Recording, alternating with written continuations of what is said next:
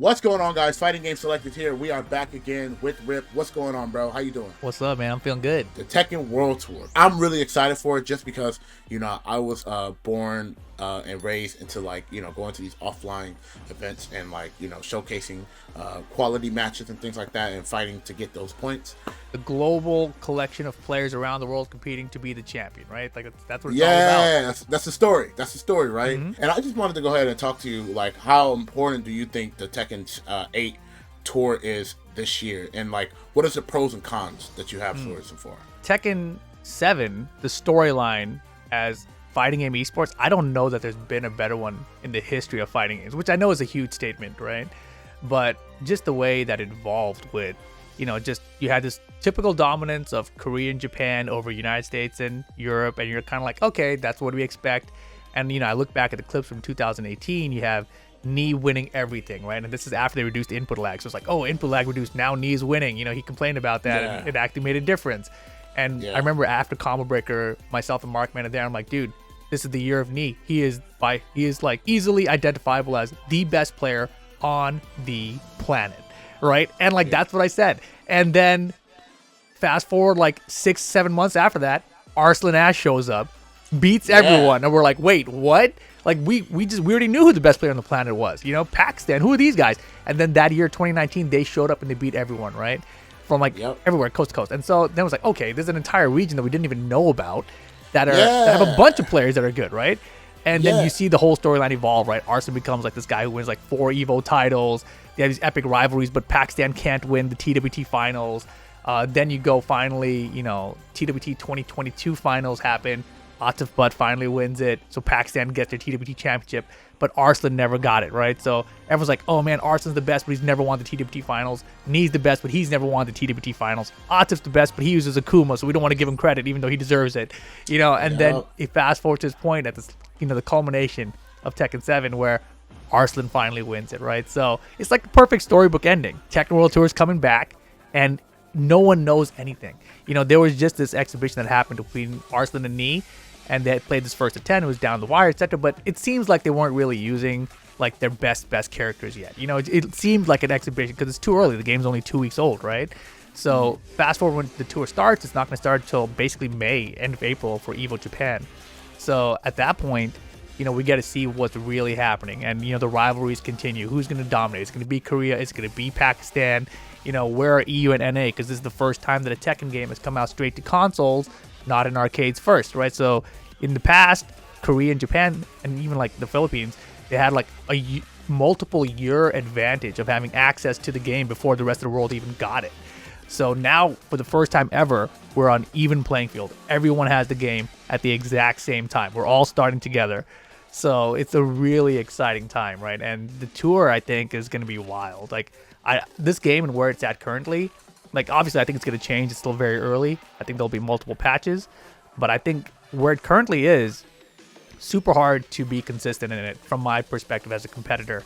So I'm real curious to see what happens in this first year. I'm curious how they're going to, these players, what they're going to find to kind of sustain that consistency. Yeah, that is the big question mark, I think. That's going to be the big story. It is, because obviously, the heat mechanic is the new big mechanic, right? And how players decide to use that mechanic is going to determine how they do in the tournament. There's recoverable health now, chip damage in the game, which didn't exist in prior Tekkens. And the weird part about it, everyone calls it chip damage, but it's real damage to me. You have a recoverable gauge, but you may never recover that. You might just straight die without ever touching that. So it's a very scary mechanic. And it's in Tekken in the past, it was always if you have good defense, you just backdashing and blocking, you're surviving. You're not losing any health. And that is not true anymore. So it puts the world on a different axis, essentially, right? So, will that affect guys like Knee and Arslan, who are very defensive-minded players? They are very good at defense, and they block a lot. But if they're blocking moves that are doing chip damage, or if their opponent's in heat, so every move does chip damage, what does that look like, when you put them under that kind of pressure? And I think that different players are going to crumble under that. Maintaining that level of composure when you're getting chipped down is going to be part of the game plan. But I feel like the game isn't going to be in a state where that's like competitively viable to just be like sit back and be like, I can take this chip, you know, like that mindset I think should apply, but I don't think that's going to apply for like a year or two. So the first year or two I think is going to be really terrifying. Yeah, it's like you're learning something, but then you're unlearning the other things while you're learning. Yep. It's the hardest way to learn because your brain is never 100% focused. And you're always... I can speak to that, right? Because my character in this game, Martial Law, his DSS stance is one of the things that was very hard to execute, and they made it easier to execute now, right? So in the past, it was back, forward at the right timing, and you got your perfect stance.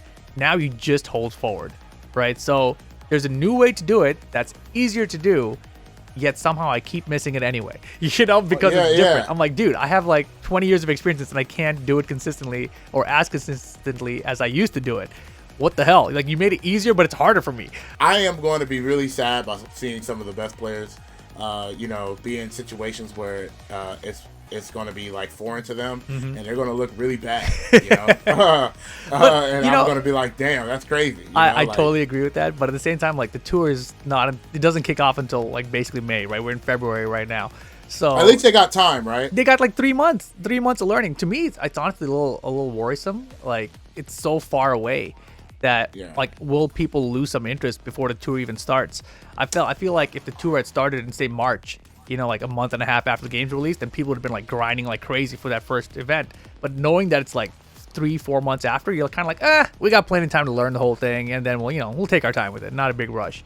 So I feel like it loses a little bit of steam that way. And, you know, I think about that in terms of like Mortal Kombat 1, you know, it released back in September and EVO is not until, you know, July or whatever it is. So you got this 9-month gap before EVO, and it just kind of loses some steam because there's nothing really pushing it forward competitively. So I think that was a big issue with their tour. You know, a lot of companies, when they announce their tour, you know, they announce like the prize pool for the tour. Tekken World Tour have not said anything about it. You know, do you think it's going to be more than Tekken 7, or a little bit the same? Like, what's your thoughts on that? You know, they didn't really announce it for the last Tekken World Tour either. Like, do you have any idea what the last Tekken World Tour, the one that just happened a month ago, do you know what that finals crowd was like? Yeah, I don't think most people do. It was actually just on the fine print of their website on the TekkenWorldTour.com.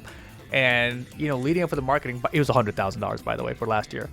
Wow. Yeah, that's surprising. Yeah, exactly. So I thought that was pretty good. I'm like, how come they didn't market this? And for weeks leading up to the finals, I was like, are they going to ever tell us what these players are playing for? Because these players spent money traveling around the world to get their points, right? Like thousands and thousands of dollars traveling around the world, hotel flights, registration, just to get the points to qualify. So what are they playing for? They don't even know. Like, it was bizarre to me, right? It turns out it was $100,000 split across the top 16 or whatever, top 20. So, you know, it was a good chunk, but it wasn't like, you know, massive amounts like the Street Fighter 6 prize pool is. And then they had during the finals, they had the Tekken Talk episode where they, at every opportunity they got, they were like, yeah, look at our roster, 32, that's more than our competitors, like, you know, that other one, you know, they always like hint at Street Fighter for Street Fighter 6, and every time they could take a shot at Street Fighter 6, they did, and then they didn't announce the prize pool. So to me, that was pretty clear that they're not gonna touch that Street Fighter 6 prize pool. With the marketing they did and stuff like that, like, would they be able to even match like Capcom on any level, or at least like half of it, you know? I mean, honestly, I'm not a marketing specialist. I don't work in this field or anything, right? But, you know, I saw that they had ads running in Times Square. They had that guy from that show. What is that show, man? I can't remember his name. It starts with an S. It's on HBO. Succession. They had the guy from Succession, the actor, and he filmed like a 6-minute ad about Tekken, right? I'm like, how much would you have to pay an actor that's like on an HBO show to run a 6-minute ad? I feel like that's not cheap, right? And like, what is the value for that compared to like running an entire tour? You know, like, I feel like they could have afforded some of this stuff if they chose to, right? Is my point here. I feel like they could have afforded it. I feel like they could. I mean, Tekken 7 sold what, 10 million copies or something. So, you know, we just need a like Taylor Swift to be like, yo, Swifties, like, yo, buy Tekken. And like, Tekken 8. If we get that, it's Tekken 8. It's like, yo, we in there. You know what I mean? Like, I don't know how else would like Namco would want to like put more money into the prize pool, because, you know, back in like Street Fighter 5, you know, if you for Capcom, if you buy like these skins, add it into the pot, the prize pool.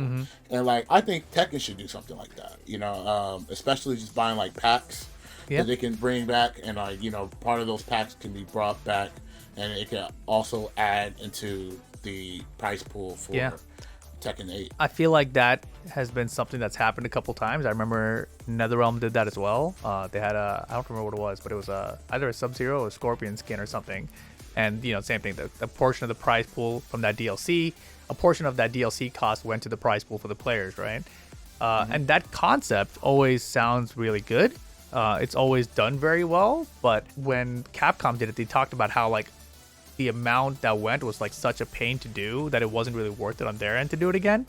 So, I don't know. It's got to be done correctly. And I think, obviously, you know, Tekken is weird because they don't really sell DLC other than the characters and the stages, right? Like, they don't sell skin DLCs, outfit DLCs. And it's obviously something with their customization that they could have been doing all this time, but they just choose not to. So, whatever the reasoning for that is, you know, like, it's cool in some respects, right? Like, when you look like the Dead or Alive packs, you're like, oh, so you can buy everything in Dead or Alive, it just costs you $340, you know, because of all the skin packs and all that they have now. Whereas you look at Tekken, it's like, oh, it's like $100 because you got to buy seasons 1 through 4 for all the DLC characters, right? And so you're waiting for that Ultimate Edition. So there's some kind of commitment Harada has made, I feel like, to the fan base about DLC and costumes and skins. But I do wish that there was some way that they could have some kind of DLC way where it's kind of crowdfunded, so that the players can get paid out better. It's wild that we have such these large open bracket events where the payout is just to like the tiny, you know, top 0.1% of the players, and it's not even, you know, a lot of times enough to pay off their hotel and flight to even get to that event still. It's like, dude, we're not there yet. But with that being said, man, thank you so much for coming here and just talking about this. Where can they find you, bro? Dude, twitch.tv, level up your game. I stream every single day. I think we're like 155-day streak right now. And of course, YouTube content, youtube.com, level up your game. Those are the primary two places, Twitter, X, whatever you want to call it, Reepal, Reepal. Drop your follow. A lot of YouTube content coming. And with that being said, man, let me know in the comment section below, how do you guys feel about the Tekken World Tour? Are you excited for the new players that are going to be on the rise? Because I feel like in the way the state of the game right now, I feel like it's going to be a lot of haymakers coming out of the way. Let me know in the comment section below. How do you guys feel about this? How you guys feel about the World Tour? Leave a like, and we'll see you guys in the next episode. Oh.